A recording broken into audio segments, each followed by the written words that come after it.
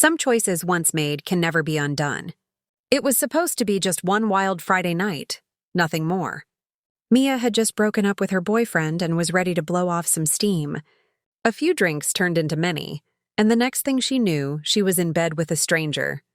She didn't even remember his name. The next morning, he was gone, leaving only a haze of regret behind. 2 months later, Mia's life was thrown into chaos when she discovered she was pregnant. Her heart sank. She wasn't ready for this, and she couldn't keep it. She was young, free, and had plans. She knew what she had to do, get rid of it. She scheduled the abortion and tried to push the nagging feeling in the back of her mind away. The night before the appointment, she couldn't sleep. Something didn't feel right, but it was just nerves. As the clock struck midnight, she fell into an uneasy sleep and had the strangest dream. A small child appeared in front of her, no older than 3. The child's clothes were ragged, eyes wide with sadness, and its face was stained with tears. Mia stood frozen, unable to move or speak. "Don't even think about it," the child whispered, its voice trembling with desperation. Mia jolted awake, drenched in sweat, heart pounding in her chest. She glanced around her dark room, but there was nothing. No child, nothing, it was just a dream, right? She shook it off, convinced it was nothing but the anxiety of the upcoming procedure. The next morning, she went through with it. It was quick, it was easy, it was done, but that's when it started.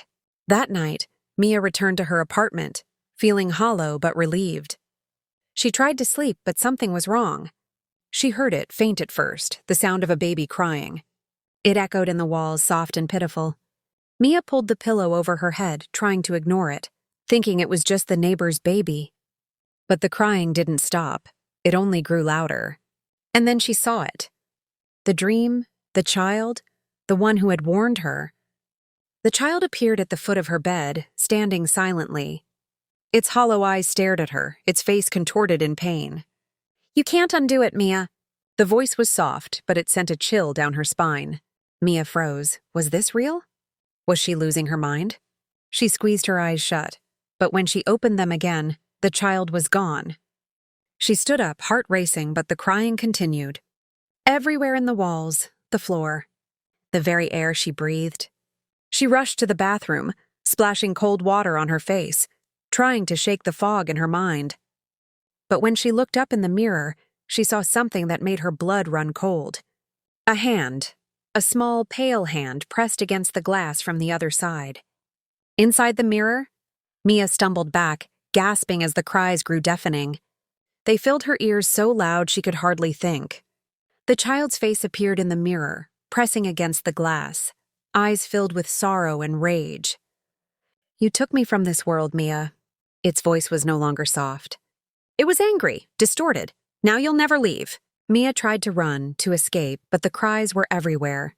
She couldn't breathe, couldn't think. The world around her blurred, and she collapsed to the floor. The last thing she heard was the child's voice, whispering through the darkness. "You took me from this world. Now I'll take you." The next morning, Mia's apartment was empty. No sign of her, no sign of struggle. But the cries, they never stopped. Echoing through the building, each night growing louder, more desperate, more sinister. Moral of the story: some choices are irreversible, and sometimes the things we ignore come back to haunt us. Don't forget to like, comment, and subscribe.